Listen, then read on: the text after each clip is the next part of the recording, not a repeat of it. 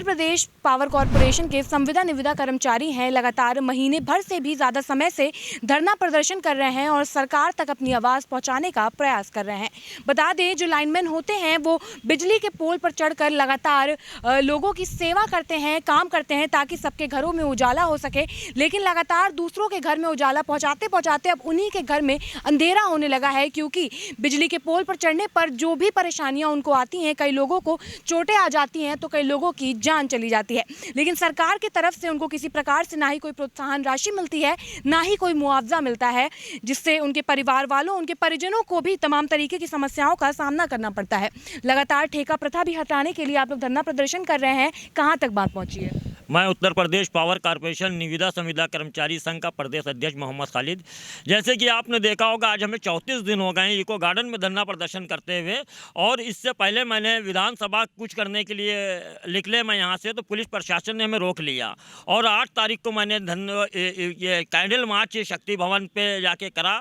और यानी कि वहाँ पर कैंडल मार्च करने का एक मेरा मकसद था कि हम अपने घर को तो रोशन नहीं कर पा रहे हैं, कि कम से कम उत्तर प्रदेश के अंदर जो मुख्यालय है यानी कि शक्ति भवन, जहाँ से ऊर्जा का मेन मुख्यालय है, वहाँ पे मैंने रोशन करने का काम किया। आज की स्थिति ये है कि हम अपने परिवार को, अपने बच्चों को त्यौहार को मुंह नहीं दिखाना चाह रहे हैं। हमारी स्थिति नहीं है जो हम अपने बच्चों को त्यौहार बनवाएं, अपने बच्चों को हम ईद बकरीद और होली दिवाली बनवाएं। हमारी स्थिति ऐसी नहीं है। तो आज हम मुख्यालय पर मैंने कैंडल मार्च 8 तारीख को किया और फिर इसके बाद मैं लगातार धरना प्रदर्शन कर रहा हूं, जब तक कि मेरी मांगें पूरी नहीं हो जाएंगी, जब तक कि मैं यहीं त्यौहार बनाऊंगा, यहीं अपने परिवार को भी लाके यहीं पे धरना प्रदर्शन करूंगा और अपने परिवार को भी लाके यहाँ पे त्यौहार बनाऊंगा। इसलिए हमारी स्थिति ऐसी नहीं है कि जो हम अपने परिवार को लेके त्यौहारों को हम अपने घर पे त्यौहार बनाएं। जो भी समस्याएं लाइनमैन को आती है काम करने के दौरान, तो उससे किस तरीके से निजात पाया जाता है, कैसे मदद होती है? जब लाइन पे हम लोग काम करते, पहली बात तो कोई सुरक्षा उपकरण नहीं मिलता है। पिलास भी अपने पास से खरीदना पड़ता है, दस्ताना भी अपने पास से खरीदना पड़ता है, ठेला नहीं सही है, बहुत ऐसी समस्या आती है। करंट भी लग जाता है, चोट भी कर्मचारी खा जाते हैं, हम भी चोट खा चुके हैं। ये सब पता है, पहले हाथ पैर टूट चुका हमारा, हम भी खंभे से गिरे रहा, करंट से गिर करके खैर बच गए, हाथ पैर टूट गया था, ठीक हो गए। फिर भी काम कर रहे हैं, खंभे चढ़ रहे हैं, काम कर रहे हैं। काम तो हमेशा विभाग लेता रहता है, सुरक्षा उपकरण के नाम पे कोई चीज़ नहीं, खाली कागज़ में लिखा पड़ी है और कुछ नहीं। मतलब सरकार की ओर से सुरक्षा उपकरण के लिए पैसे आते हैं, विभाग की हिलावाली की वजह से नहीं मिलता है। बिल्कुल बिल्कुल यही बात है, सामान नहीं मिलता है, बिल्कुल समझ लो है। वो पैसा खाली आया, खा के बराबर कर दिए, लिखा पढ़ी में यहाँ कि हमने ये सामान दिया, कुछ सामान नहीं देते हैं।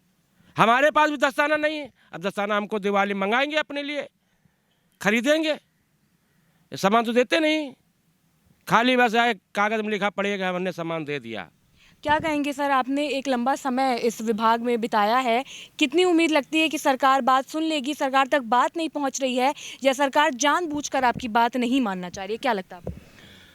देखिए, जहाँ भ्रष्ट प्रशासन है वहाँ भ्रष्टाचार तो है ही है, और ये पावर कॉरपोरेशन के जो जितने ये अधिकारीगण हैं, ये सब जो है तो यानी कर्मचारियों का कोई हित नहीं चाहती हमारी समझ में। इतनी बड़ी बड़ी फैक्ट्रियां चल रही हैं जहां हज़ारों आदमी हर शिफ्ट पे काम करता है। अगर हम कर्मचारियों को यहाँ पर बुला करके बैठा लें, कितना गवर्नमेंट का नुकसान होगा? भाई बिजली बंद हो जाएगी, जब बंद हो जाएगी तो गवर्नमेंट का नुकसान होगा। तो ये अधिकारी यहाँ पर गवर्नमेंट का नुकसान करने के लिए बैठे हैं। 1-1 लाख 1.5 लाख और 80-80 75 हज़ार रुपये तनख्वाह पा रहे हैं, वो भी ले रहे हैं, और इधर जो कर्मचारियों का जो वेतन आता है, पैसा आता है, वो भी गबन कर रहे हैं। आखिर ये मामला क्या है, ये सरकार जाने और आप लोग जाने। भाई इसके लिए अब हम क्या कहें?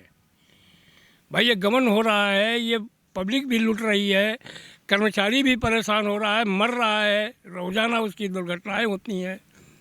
कैसे ये गाड़ी? पब्लिक क्या लूट रही है? पब्लिक का पैसा ये लूट रही है कि पब्लिक को सप्लाई नहीं मिल पाती है जब कर्मचारी यहाँ पर कार्य बहिष्कार करके बैठता है। उसके मीटर नहीं चल पाते हैं, उसकी बिजली नहीं होती है। हज़ारों आदमी एक एक फैक्ट्री में सर्विस करता है जी। 17-18 तारीख को जो है हम लोग जो है तो यहाँ पर पूरे प्रदेश का जो है तो प्रदर्शन धरना होगा और कार बहिष्कार होगा। शक्ति भवन पे हम लोग कार्य बहिष्कार करेंगे, शक्ति भवन पे धरना करेंगे। एसआई का 3.5 करोड़ रुपए महीने का घोटाला हो रहा है एसआई का, तो समझ लो जब 3.5 करोड़ का महीने का यह घोटाला हो रहा तो और कौन घोटाला, और भी घोटाले करते हैं अधिकारी जितने हैं नीचे तो ऊपर लगे सारे अधिकारी आए रुश्वतखोर हैं, रुश्वत लेते हैं। और भी लोगों से बात करेंगे, क्या कहेंगे सर? देखिए, मैं आपको मेन बात बता दूं कि पावर कॉरपोरेशन जहां श्रम कानूनों का उल्लंघन करके हम लोगों के साथ सौतेला व्यवहार कर रहा है। सौतेला व्यवहार की बात मैं बता दूं, जहां एक्स सर्विसमैन जो फौजी हैं उनका agreement power corporation law of according वो 24,000 रुपये का करते हैं, और वही काम जो वो करते हैं वो काम जो ठेकेदारों के माध्यम से हम लोगों को जो तैनात किया जाता है वही काम हम करते हैं। हमारा अनुबंध 11,000 का किया जाता है। मान लीजिए कि दैट सपोज उन्होंने भारत की सीमा पर, देश की सीमा पर उन्होंने सेवा की है और उनका सम्मान हम भी करते हैं, तो उनका 24,000 का एग्रीमेंट होना चाहिए। लेकिन जहां हम लोगों का काम जो है कि वो काम जो करते हैं वो काम हम करते हैं, तो हमारा एग्रीमेंट जहां पावर कॉरपोरेशन 11,000 रुपये का करता है उसको हटा करके मान लीजिएगा कि नरेगा की मजदूरी से भी कम हम लोगों की मजदूरी है, और हम ये चाहते हैं कि उनका अनुबंध अगर 24,000 का है तो कम से कम हमारा न्यूनतम मजदूरी के आधार पर कम से कम हमारा 18,000 का वेतन किया जाए, और जो हमारे बीच से ठेकेदारी प्रथा है, बिचौलिया, उसको समाप्त किया जाए। और सरकार अगर ये भी नहीं कर सकती, 4.5 साल से ज़्यादा का समय होने जा रहा है, सरकार ये भी नहीं कर सकती, तो हम लोगों को मास्टर रोल वर्क चार्ट के तहत वेतन देने का काम करे। और मैं आपको बताना चाहूँ कि हम लोगों को आज ये धरना प्रदर्शन 1 महीने 4 दिन चलते हो गए, और कई दौर की वार्ताएं पावर कॉरपोरेशन के बीच चली, लेकिन पावर कॉरपोरेशन बहुत लंबे समय से हम लोगों को गुमराह करने का काम कर रहा है और इधर उधर बातें टरकाने का काम करता है। वो कहते हैं कि हम लोग परीक्षण करा रहे हैं। कब तक ये पावर कॉरपोरेशन परीक्षण कराएगा, कब तक ये चिट्ठीबाजी खेलने का काम करेगा? हम भी ये मन बना चुके हैं कि जब तक पावर कॉरपोरेशन को ये हम लोगों के बीच परीक्षण कराने की बात है, परीक्षण करा लें। ये उत्तर प्रदेश पावर कॉरपोरेशन निविदा संविदा कर्मचारी संघ के तत्वाधान में ये इको गार्डन में आंदोलन उनके परीक्षण कराने तक जारी रहेगा। और मैं सरकार को आगाह करना चाहूँगा, ये भारतीय जनता पार्टी की जो सरकार है उनको ये आगाह करना चाहूँगा कि समय रहते हुए उन्होंने अगर हमारी बात नहीं सुनी तो आने वाले 2022 के चुनाव से पहले, आचार संहिता लगने से पहले हम लोग ये प्रोटेस्ट करते रहेंगे, और आने वाले 2022 के चुनाव में उनको वोट की चोट करके जवाब देने का काम करेंगे। क्योंकि ये भारतीय जनता पार्टी की सरकार बनने से पहले वर्ष 2016 में तत्कालीन गृह मंत्री आदरणीय राजनाथ सिंह जी ने एक अधिकार दिलाओ रैली आयोजित की थी, और उसमें कहा था कि पूरे प्रदेश के जितने विभाग हैं उनके सभी संविदा कर्मचारी मौजूद थे। उसमें हमारे बिजली विभाग के भी संविदा कर्मचारी मौजूद थे। आज पूरे प्रदेश में सबसे ज़्यादा अगर संविदा कर्मचारी ये ठेका मजदूर है तो वो पावर कॉरपोरेशन में है, जिसकी संख्या 1,80,000 है। और उन्होंने कहा था कि हम लोगों की सरकार बनती है तो हम आने वाले सरकार बनने के 3 महीने के बाद आप लोगों को विभाग में समायोजित कर देंगे। लेकिन उन्होंने सरकार को 4.5 साल होने जा रही है, आज तक किसी भी मंत्री, नेता, विधायक, यहाँ तक कि मुख्यमंत्री जो प्रदेश के यशस्वी मुख्यमंत्री, उन्होंने भी हमारी बात सुनने का काम नहीं किया।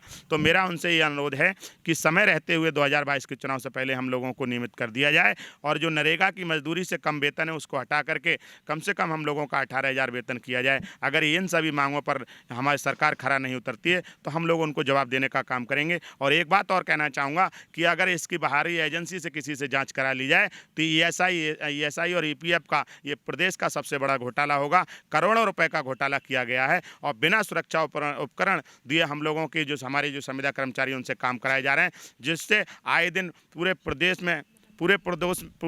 में 500 से लेकर 600 तक हर रोज़ मौतें होने का, मतलब हर साल होने का काम हो रही हैं। इन मौतों पर अंकुश लगाया जाए, और जो हम लोगों को न्याय मिलना चाहिए सरकार से, जो हम लोगों की उम्मीद है और हम लोगों का एक संदेश है सरकार के लिए आपके चैनल के माध्यम से, क्योंकि आप हम लोगों की बात इस अपने चैनल के माध्यम से सरकार तक पहुँचाने का काम कर रही हैं।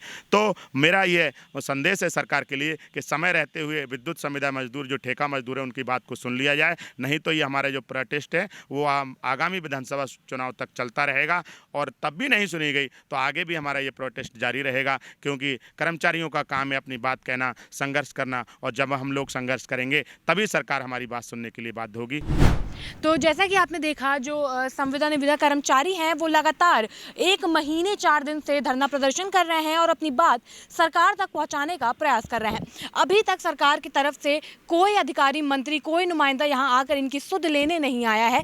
तब भी ये लोग लगातार अपनी बात सरकार तक पहुंचाने का प्रयास कर रहे हैं। इन लोगों की मांगे ये हैं कि ठेका प्रथा हटा दी जाए, इसके साथ ही इन लोगों की भी 18,000 तक एक जो वेतन है उसको निर्धारित किया जाए। जो सुरक्षा उपकरण होते हैं, जो इन लोगों को पोल पर चढ़ने पर जो तमाम बिजली के जो काम होते हैं वो करने में समस्याएं आती हैं, दिक्कत होती है, उसके लिए इन लोगों को सुरक्षा उपकरण भी मुहैया कराया जाए। इन लोगों ने ये भी चिता दिया है कि अगर इनकी मांगें जल्द से जल्द पूरी नहीं की गई तो ये आंदोलन रुकने वाला नहीं है और ये आंदोलन आते दिनों के साथ और भी तेज होता जाएगा। इसके साथ ही इन लोगों ने ये पहले ही जाहिर कर दिया था कि अगर इनकी मांगें पूरी नहीं हुई तो शक्ति भवन का घेराव भी किया जाएगा। फिलहाल के लिए इतना ही। कैमरा पर्सन अभय के साथ मैं शिवांगी, JMD खबर, लखनऊ।